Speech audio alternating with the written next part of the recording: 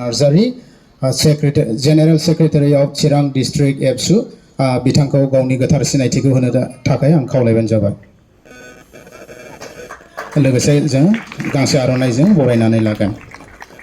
बेनि उनाव आङो सिनायथि होनो आवगायदों सोरांसार बसुमतारी लोगो आफादगिरि चिरां जिल्ला एबसु सारखौ आङो सिनायथि होनो थाखाय खावलायबाय। दिनैनि जि आन्डार 13 13 बोसोर सिंनि हौवासाफोरनि जि गेलेनाय बादायलायनाय बेखौ नैबे जोंनि डिमासा दालाइ आफादनि सिङाव थानाय नैबे उग्रि ओनसोलाव लाबोनायखौ आं जोबोद गोजोननाय मोनदों आरो बेखायनो चिरां जिल्ला एबसुनि जानानै निसिमा दखरा जोबोद साबायखर जासिहरदों। थोंजोङै जोंना बाबुमोन बांसिन दङ आं बेखायनो थोंजों बाबुमोनखौ मोनसेल' आं फोरमायलांगोन। बाबुमोन गोसोआव ला नैबे जि 6थि खेबनि जि मोनसे 13 बोसोर सिंनि हौवासाफोरनि जि जोलुर बादायलायनाय बेखौ नैबे ओनसोलाव लानानै फैदों फंबायमोन बाबुमोन मिथिबायना?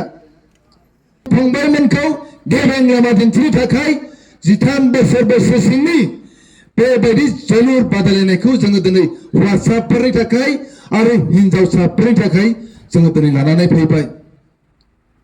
बेबायदिनो दिनै दुलाराय फरायसा आफादा बड'फा एफसि मुङैबो मोनसे क्लाब बानायनानै दाखालि नोङो स्टेटआव मोनसे नोङो जुनियर मोनसे बेवहाय नोङो कम्पिटिसन टुर्नामेन्टआव बे बाहागो लाबाय। जोंनि बड'फा एफसिआ दिनै इन्डिया लिगाव गेलेनो थाखाय थाम थिम जागासिनो दङ। बेबायदि 13 बोसोर बैसोनिफ्रायनो दिनै स्टेट लेभेल प्लेयार ओंखारदों, दिनै नेशनेल प्लेयार ओंखारदों, जोंनि थाखाय जोबोद गोग्गाथाव।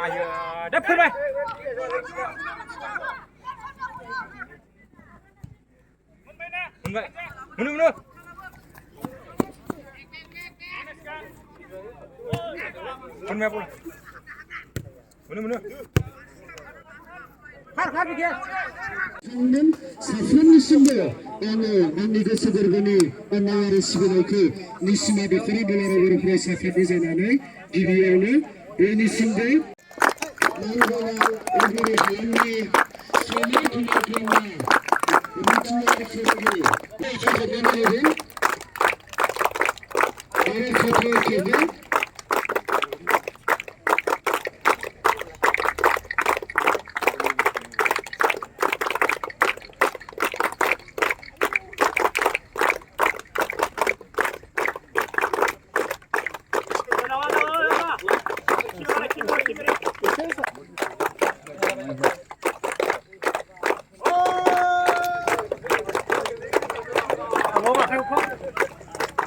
우리가 그러는데 우리가